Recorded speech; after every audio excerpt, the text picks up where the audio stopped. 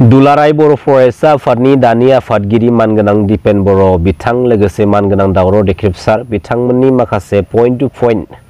Debate होनाय मोनसे भिडिअखौ बे भिडिअनि गेजेरजों आं लाना फैनाय जाबाय।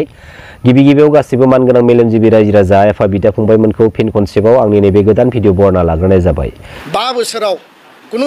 जेहेतु हिंसायारि थासारि जायाखै, कुनु गुलि बारुदनि बाथ्रा गैया, काउन्टारनि बाथ्रा गैया। बे जोंसारखौ सोर गावथारा, बे जनक कुमार ब्रह्मखौ सोर गावथारा, बे हेमन्त नार्जारिखौ सोर गावथारा, कुनु बेबायदि हिंसायारि थासारि जायाखै। बै माने नागेश्वर बसुमतारिखौ सोर गावथारा, बै मिया दैमारिखौ केन्दाव गनाय सोरमोन बियो, आरो आर्मी पुलिसनि अपारेशन गैया, आरो बे हिन्जावफोरखौ दख'ना खुनानै माव गारख्लायनायबा सोर बिसोरनि सरकार नङाब्ला बे न' बां सावनानै अनेक होखारबाय सोर दिनै गावखौ बुंजाबाय गोबां बर' गावखौ जादों आइजोफ्रा दिनै बिसोरखौ होसोनानै ओंखारनानै माने दिनै ओंखारबोदों। दा साबधान मानगोनां प्रमद बर' बिथांखौ जोंनि बे बिटिसि काउन्सिल पलिटिकेल सिस्टेमाव एन्ट्रि मारि फैनायाव जोङो गाज्रि मोनाखै, जों बरायदों। आरो मानगोनां प्रमद बर' बिथाङा परिबर्तन आरो गोजोन सान्थि गायसनलांनायनि गोख्रों स्लोगानजों जोंनि बे बिटिसि काउन्सिल पलिटिकेल सिस्टेमाव एन्ट्रि मारि फैदोंमोन। आरो थांनाय 2027 जानुवारि बिटिआर एग्रिमेन्टनि उनावहाय मानगोनां प्रमद बर' बिथाङा जोंनि बिटिसि काउन्सिल पलिटिकेल सिस्टेमाव एन्ट्रि मारि फैदोंमोन। बेराफारसेथिं जों मोनसे बाथ्राखौ दिनै रायखांनांगोन आरो बुंनांगोन। 2003 फेब्रुवारियाव मानाव गेदेर बिएलटि ब्रादार्समोनखौ लानानै बिटिसि एकर्ड खालामनाय जादोंमोन। आरो बे बिटिसि एकर्डनि गेजेरजोंनो जोंनि बे प्लेन्स एरियायाव 6थि फारिलाइनि 6 शेड्युलनि मोनथायखौ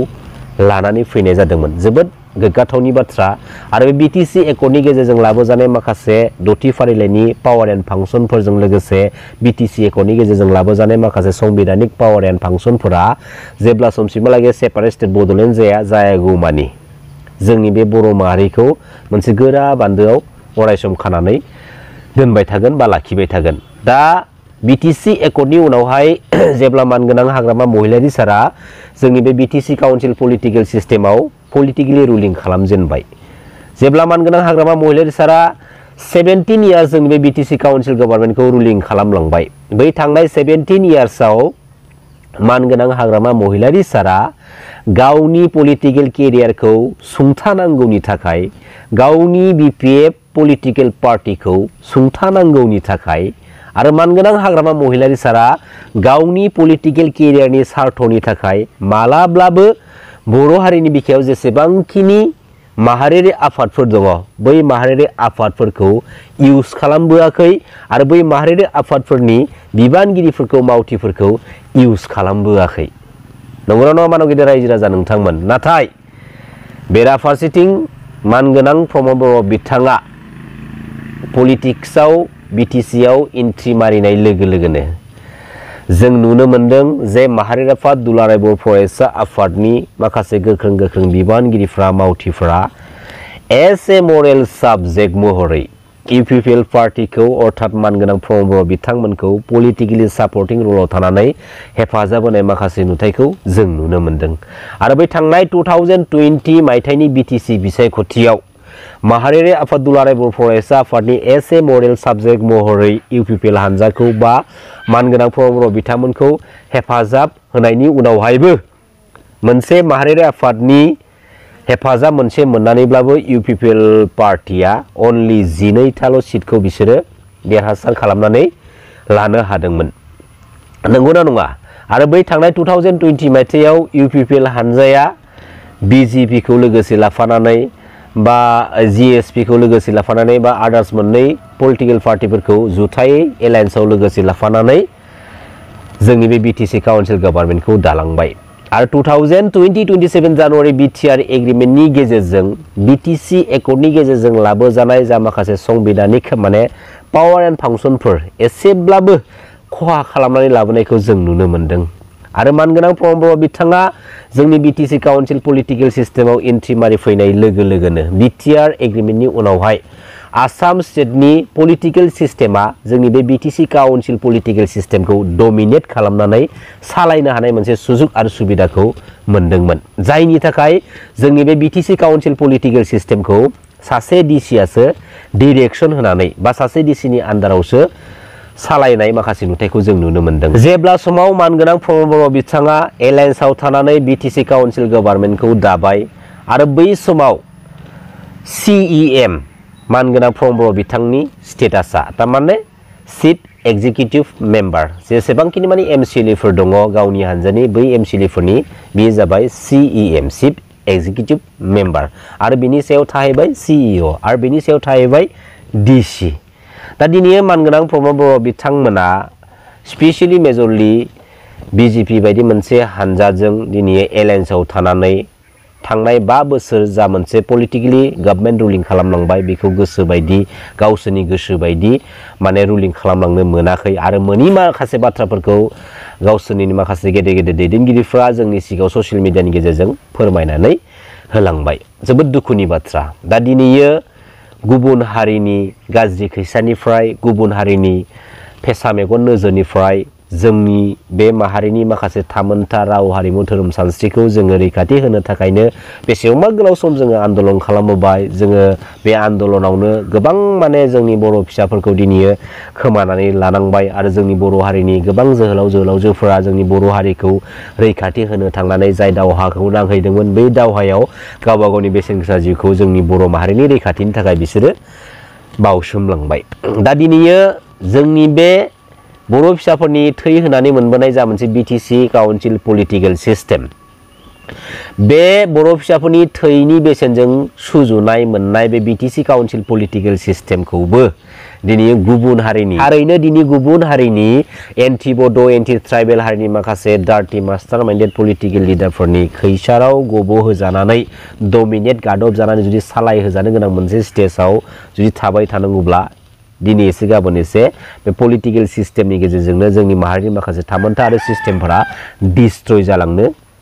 गोरलैयैनो लामा मोनगोन। दा मानगोनां रायजो राजा नोंथांमोना मोनसे बाथ्राखौ गोसोखांफिननानै एसे जाज खालामदो। जेराव थांनाय 2020 मायथाइयाव दुलाराय बर' फरायसा आफादा SM अरेल साबजेक्ट UPPL पार्टिखौ पलिटिकेलि सापर्टिं होबाय आरो बै 2020 मायथाइयाव 12था सिटखौ बिसोर देरहानो हाबाय आरो नैबे 2025 BTC बिसायख'थियावबो बिसोरो UPPL पार्टिखौनो सापर्ट खालामबाय। नाथाय माहारियारि आफाद बायदिनि सापर्ट मोनसे मोननानैबो UPPL बायदि मोनसे पलिटिकेल हानजाया दिनै जेरैबायदि सीट लानानै बिसोर देरहासार खालामनानै रायजो राजानि सिगाङाव दिन्थिनो हानांगौमोन बेफोरबायदि माखासे दिन्थिनो हानाय बिसोर केपासिटिखौ मोननो हादिया बा अर्थात बिसोरो दिन्थिनो हादिया। दा दिनैयो बे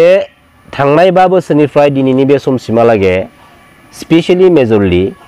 बर' हारिनि सिनस्रि माहारियारि आफाद दुलाराय बर' फरायसा आफाद एबसु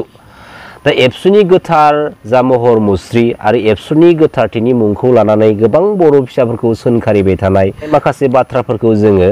नुबोगासिनो दङ आरो सोंखारिनाय माखासे नुथायफोरखौ जोङो बांसिननिफ्राय बांसिन नुबोगासिनो दङ। दा बे बिथिंनि सायाव जों बेखौ नोजोर होनांगोन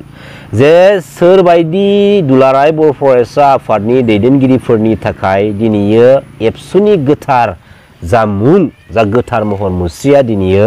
मुं लाजानानै बर' फिसाफोरजोंनो दिनै सोंखारि जाबाय थानो गोनां मोनसे स्टेजखौ दिनैयो मोनखो बै माखासे लिडारफोरखौ जोङो नायबिजिरनायनि गेजेरजों जोङो संदाननायनि गेजेरजों थारैनो जुदि नंमारगौब्ला जे बैफोर माखासे लिडारफोरनि बिबानगिरिफोरनि थाखायनो एबसुनि दुलाराय बर' फरायसा आफादनि गोथार महर मुस्रिया गोथार जा मुं एबसु बियो दिनै मानहानि जागासिनो दङ आरो बे बाथ्राया जुदि सैथोब्ला बै माखासे बिबानगिरिफोरखौ दुलाराय बर' फरायसा आफादनि जाय बिबानाव दङ बे बिबाननिफ्राय बिसोरखौ एंगारनानै बिसोरनि सोलायै जोंनि बर' हारिनि देरफुनाय लाइमोन सेंग्रा सिख्लाफोरखौ बिबानाव होनानै दुलाराय बर' फरायसा आफादनि गोथारथिखौ जेब्लाबो गोजौ फारसे लांनायाव बिसोरखौ सुजुग आरो सुबिदा होनांगौ लोगोसे बुहुमनि साफ्रोमबो बर' फिसा रायजो राजा आइ आफा बिदा फंबायमोना मदद होनायनि सम। दिनैयो लोरबां दैदेनगिरि लुबैसुला आखुनि दैदेनगिरिफ्रा जोंनि जायखिजाया सिस्टेमनि बिबानाव थानानै माखासे सिस्टेमफोरखौ सोलिलांनो सुजुग आरो सुबिदा मोनबाय थायोब्ला बेफोरबायदिनो गोबां रोखोमनि माने गुलाय गुजाय माखासे थासारिफोरजों जों माने मोगा मोगि जालांबाय थानो गोनां जानानै फैगोन। मानि थाखाय मिथिगौना बै लोरबां आखुनि लुबैसुला आखुनि अहंकार गोसोनि माखासे सुबुंफोरा गावसोरनि मोननांगौ मोनथायखौ मोनहास'वा बायदि मोनोब्लाथाय जोंनि माखासे सिस्टेमनि बेसेनफोरखौ बिसोरो आन्दोआव फालांगि खालामनानैब्लाबो गावसोरनि मोन्थायखौ मोननो नाजानाय लानो नाजानाय माखासे सिस्टेमफोरखौ बिसोरो लायो जायफोर माखासे सिस्टेमफोरखौ बिसोर लानो थांनायाव जोंनि बर' हारिनि माखासे सैथोथि बर' फिसाफ्रा बै माखासे नुथायफोरखौ गोजोननाय मोना गोसोआव माने हजम खालामनो हाया जायनि थाखाय बेफोर माखासे खामानिफोरनि एगेन्स्टआव गसंथानायनि बाथ्रा बुङो आरो जायफोर गाज्रि गोसोनि लुबैसुला आखुनि अहंकार गोसोनि बै सुबुंफोरा गावसोरनि बै गाज्रि खामानिखौ गसंथानानै हेंथा होनो थांनायाव बिसोर माने गोसोआ गोजोननाय मोना जायनि थाखाय गोबां रोखोमनि माने बायदिसिना जाथावथारि बाथ्राफोरखौ जोंनि गेजेराव फोस्रावनानै कनफिउज मोनसे गुलाय गुजाय थासारिखौ सोमजिहोनानै जोंनि गेजेरावनो दाङाबाजि सोमजिहोनो नाजानाय मोनसे थासारिखौ बिसोरो जेब्लाबो सुजुग आरो सुबिदा लाबाय थायो बेफोरबायदि माखासे गाज्रि सुजुग आरो सुबिदानि गेजेरजोंनो बे थांनाय 5 बोसोरनि जा मोनसे सम बे समफोरा दिनै बाबेनलांबाय आरो बे माखासे जा मोनसे गाज्रि सम आरो थासारि बे थासारिया जुदि मोनसे माराम जानाय थासारियाव फैयोब्ला जों गावजों गावनि गेजेराव रावबो रावखौ फोथायलायनो हानाय मोनसे स्टेजाव जों थानाय नङा जायखिजाया मोनसे बाथ्राया बेनो जोंनि बर' हारिनि जायखिजाया सिस्टेमावनो जायाथों मानो बा जोंनि बे बिटिसि काउन्सिल पलिटिकेल सिस्टेमावनो जायाथों मानो जोंनो लोरबां आखुनि लुबैसुला आखुनि अहंकार गोसोनि गावनिखौल' मोनबानो गोजोनग्रा आखुनि केरेक्टारनि लिडार्सफोरखौ दैदेनगिरिफोरखौ जोंनो नाङा सिदा बाथ्राखा मानगोनां रायजो राजा आफा बिदा फंबायमोन गोजोन्थों खुलुमबाय जै बर' हारिनि जै बर' बिमानि